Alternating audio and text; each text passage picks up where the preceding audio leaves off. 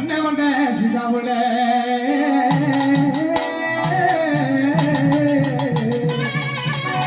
வண்ண வண்ண சிசாவுல வாங்கி வச்சேன் வட்ட போட்டு அத வச்சனதா